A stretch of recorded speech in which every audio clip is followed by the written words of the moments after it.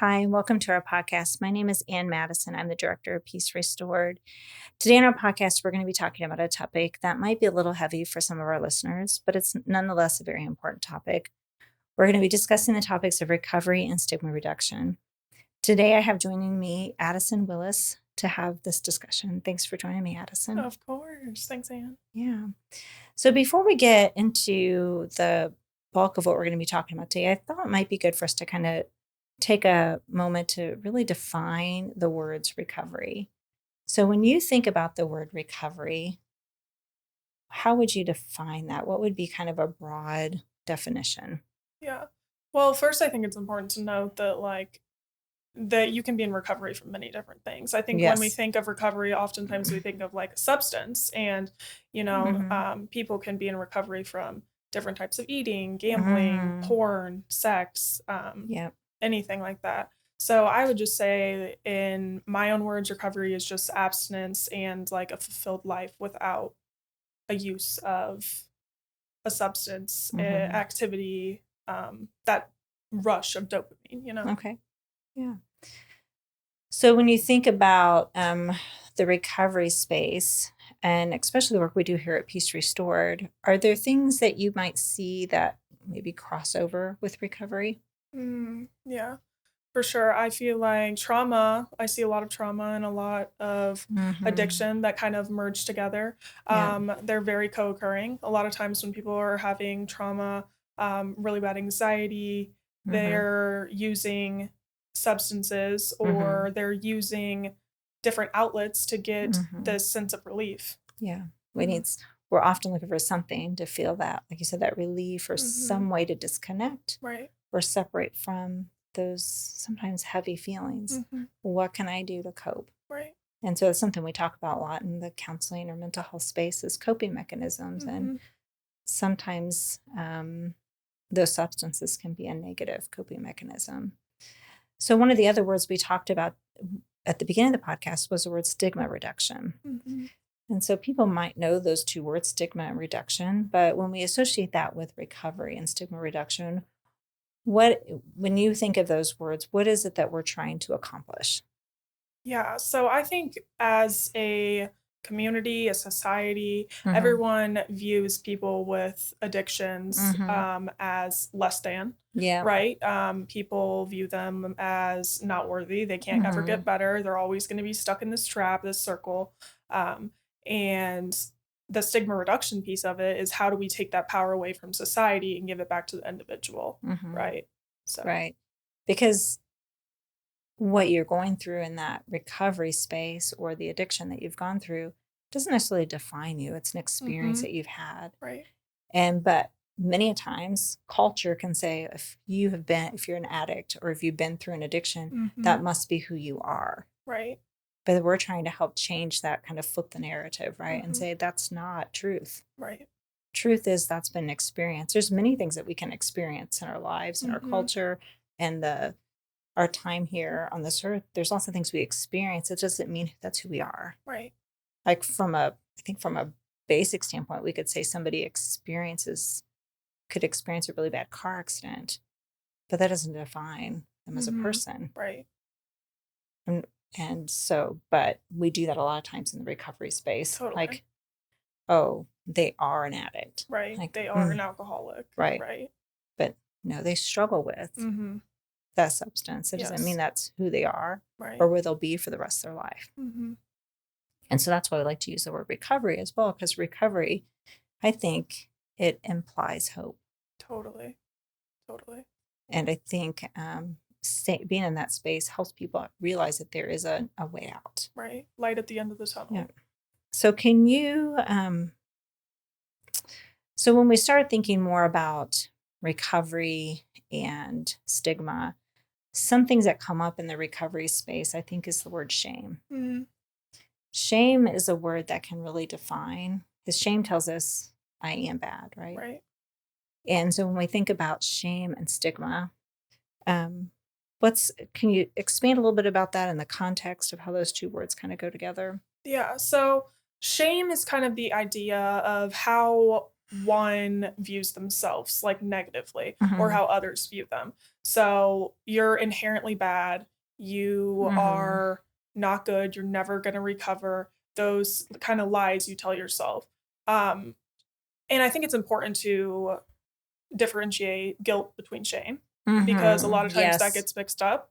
Guilt is a healthy emotion Mm-hmm. that is meant to guide us at our moral compass from God when we're doing wrong, right? Right, right. And shame, on the other hand, is straight from the devil. He is trying to convince you of the lies that you Mm-hmm. are inherently bad and Right. you are never going to get better and keep you in that stuck kind of Mm-hmm. space. Stigma, on the other hand, is more what society views you as. Mm-hmm. So, in regards to recovery and addiction, people, like we were talking about before, see these individuals as less than, that they are never going to Mm-hmm. recover, Right. like they're not worth your time. Yeah. Hi, I wanted to interrupt this episode to share a little bit with you about Peace Restored. I'm not sure if you're aware, but Peace Restored is a non for profit, and we rely on support from people just like you. Did you know that if you donate as little as $2 a month, it could provide curriculum for a woman that we provide mental health care to? Or $4 a month would help us provide mental health care for a woman just like yourself or someone that you care about. So if you would consider supporting us in our mission, please go to our website at peacerestored.net. Thank you so much for your time, and I hope you enjoy the rest of this episode. Because a lot of times it's difficult for somebody when they're looking at someone in recovery space or who's in active addiction. They look at them again through that lens instead of saying, I wonder why Mm-hmm. they're drawn to that substance. Like asking kind of the question behind the root. Mm-hmm. Because there's usually a root to that. And I think if we as a culture can shift to say, what's kind of the catalyst to Mm-hmm. drive them towards that? Right. If we can look at it that way, that's going to really, really shift that stigma. Right. And it's going to help us to be able to see people in a new way so we can actually help them process through whatever they've been through. Mm-hmm. Because if we think about individuals that we know that have been through recovery, right? There almost always is a story. Mm-hmm. Most people who have anything that they're trying to overcome, or there's some reason why they're drawn to that substance or item. And so if we can help them process through that and figure out what that is, then now there's a hope. Now there's a way out. Right. But if the words that come to them are all you are, Mm-hmm. is that addiction, that substance, that Right. fill in the blank, right? Then how is there a way out? Yeah. Right. It just continues in that cycle. Yeah. Right. And so when we flip that narrative and say, no, that's, you're not defined by that. And I love how you talked about the shame versus guilt, right? Because when we Mm-hmm. think about shame versus guilt, there are things definitely that we have to work on because we can't ignore that. Right. Because if we do, then we're never going to be able to improve, and we have our own things. But shame often, not always, but often is a result of things that sometimes are done to us. Mm-hmm. They're not always things that we have control over. And so sometimes that shame comes out of, I should have known better. Mm-hmm. I shouldn't have allowed this to happen. Right. And so we can hold on to that, and that shame begins to formulate how we respond. Mm-hmm. And that can be really heavy. For sure. And so I love that you kind of delineated between those three things: the shame, the guilt, and the stigma. Mm-hmm. And so being able to help somebody through that is really important. So when we think about stigma, when it comes around the topics of mental health and recovery, how do you think that really contributes to an individual's shame? Yeah, so I think a lot of times when these stigmas are at play, it just reinforces that these individuals' beliefs about themselves, right? Mm-hmm. That shame just weighs heavier and heavier. Feels like you're putting more rocks in your backpack, you know? Mm-hmm. It's more heavy on you. And in that space, it goes hand in hand. You are viewed as weak by society because of your addiction, Yeah. you know? Yeah. And so that then is causing self-blame. That then is Yeah. causing isolation. That is then is Mm-hmm. causing the mindset that they are weak. Yeah. Yeah. You are all the things, Mm-hmm. right?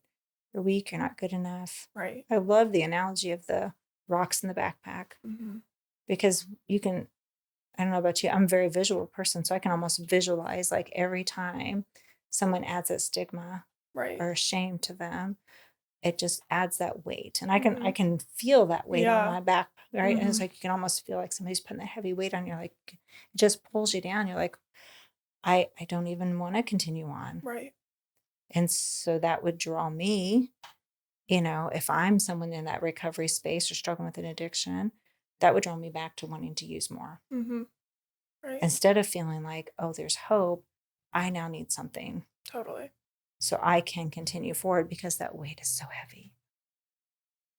So it makes sense why we really have to work as a culture, as a society, to break those kind of almost societal norms of the stigma of recovery, the stigma of addiction, of mental health, because we have to be able to have voice and vocabulary around this. If we don't, right, we're going to continue to see the cycles continue. Yeah, especially with addictions that are more, considered normal in society, right?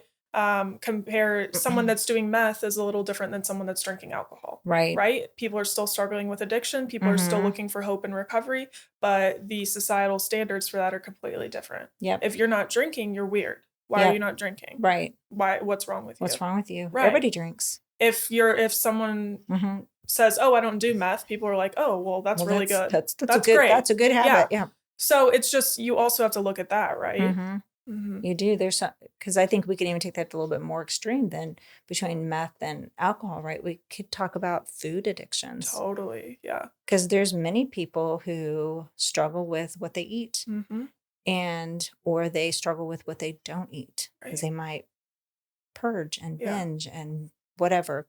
And so because of those compulsions, it can be normalized in culture. Like, well, they're thin. They're just eating because they like that food. And so they can normalize it, but it creates a different level of challenge to overcome that addiction for them. For sure. So when we think about the ideas of stigma, what are some misconceptions that might come up when we think through addiction and mental health that kind of perpetuate that stigma? Yeah, there's definitely many. But I would say one being addiction is a choice. A lot of people, that's really big. A lot of times people are like, "Oh, well, they're just choosing to do this. They're just choosing to do that." And it's like, addiction's actually a very complex disease. It's in the diagnostic statistic Yep, it's okay. It was your turn. It was my turn. It's in the DSM-5, and it is a classified mental disorder. Like, this is an actual problem that people are struggling with. It's almost like saying someone that has cancer, they can control it. Right. They could have done something. They could have just try harder. Right. Yeah. Of course, like, we see those co-occurrence with the trauma and different kinds of anxiety, PTSD, things like that. But I mean, at the end of the day, it's a diagnostic. Yeah, exactly. And so because of that, we have to make sure that we don't just say to somebody, well, if you just tried harder. Right.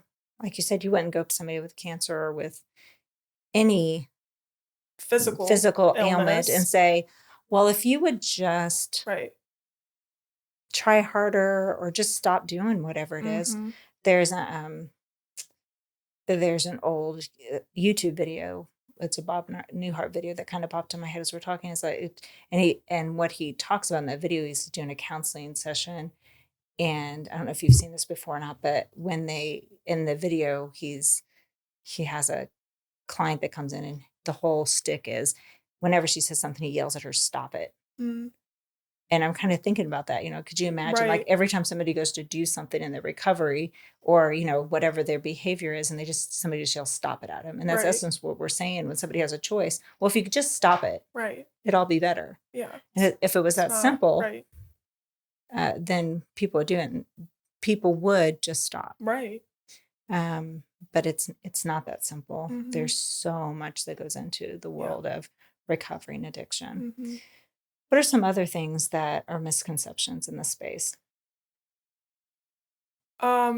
Definitely that mental health is a sign of weakness. A Oh, lot of times people, look down upon those who yeah. are going to therapy or, Mm-hmm. need to go inpatient in the hospital for a few days, Mm-hmm. like different things like that. People are constantly like, oh my gosh, like this kid, like Yeah. they should be doing better, like they're fine. Yeah. Um, oh, they're just depressed. They just need to get out of bed, Mm-hmm. right? Right. If only it Pull was that yourself up by easy. your If only bootstraps. it was Yep. that easy, right? Right. And I mean, similar to how we said about the addiction being a choice, like if it was that easy, like people would just Mm-hmm. be fine, Right. right?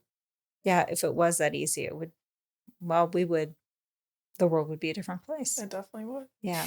But it isn't that easy. And I Yeah. think it is that I think we've come a long way in culture about normalizing going to receive mental health services. Totally.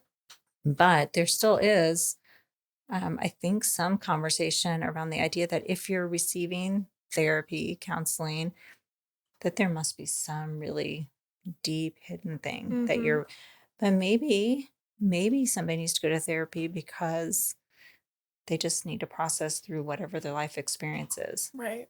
Maybe if we normalized getting help um, on a regular basis, maybe it might remove some of the bigger hurdles, Mm-hmm. just maybe. Right.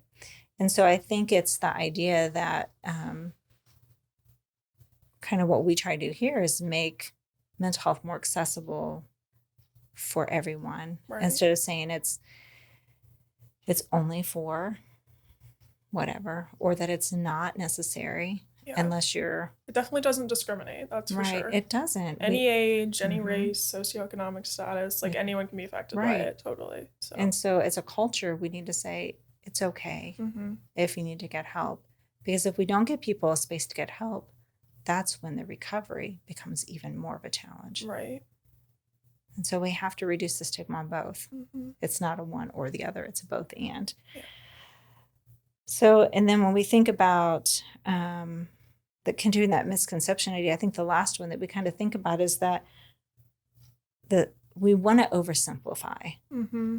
recovery space and say it's easy, like Right. kind of like what you're saying, we should just stop it, Yeah. just quit it, because if you do that, it'll be over. We can just forget it. It's not there anymore. Right. So the idea that it's really simple and immediate is Yeah, it's definitely not a it's linear false. process for Mm-mm. sure. There's definitely a lot of ups and downs, and Mm-hmm.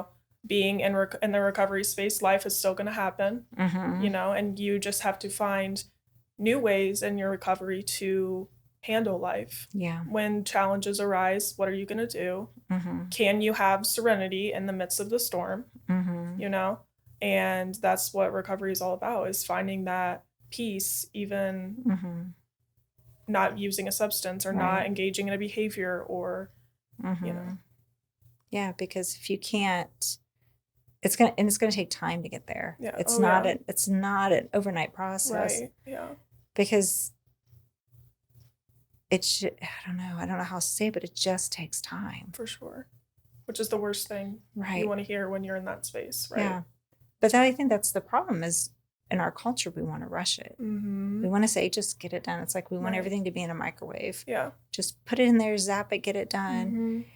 And I remember when I stepped into counseling for my personal journey, that was my response. Just get it done. Just Mhm. rip the Band-Aid off. Yeah. And like, I don't care if I'll stay here for, I'll come every day if that's Yeah. what we need to do. Just Mhm. get it done. Right. But it doesn't work that way. Mm-mm.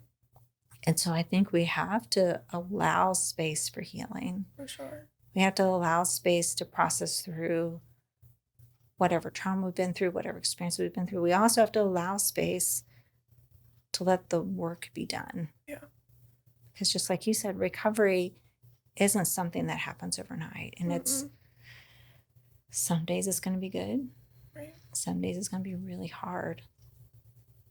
And some days you might even forget that you're in that space. That's your journey. Some days it Right. might be, oh yeah, not that you forget, but it's not going to be the forefront. Right. Yeah, definitely. I mean, the longer time that you string together of sobriety, Right. that's not always going to be on the forefront of your mind. Right. At that time, it seems like it's all you can think about. It's all you want. It's all you want to do. But as time passes and Yep. you get more days in between your last use, drink, Whatever. engagement. So yeah, the need to use fades out over time. Yeah. Yeah, that makes sense, right? Because like you said, while you're in the recovery journey, that's going to minimize. We're not saying it goes away completely, but it's going to change and shift over time, and that's good. And we need to have space to do that. Right. So I think when we recap where we started with the idea of reduction of stigma and the journey of recovery, it's so important for us to have stigma reduction. It's so important for us to have open conversation. I think part of that stigma reduction is the open conversation of what is recovery, why mental health, what is trauma. All those things are important for us to talk about, because if we don't, that's what builds it up. Right.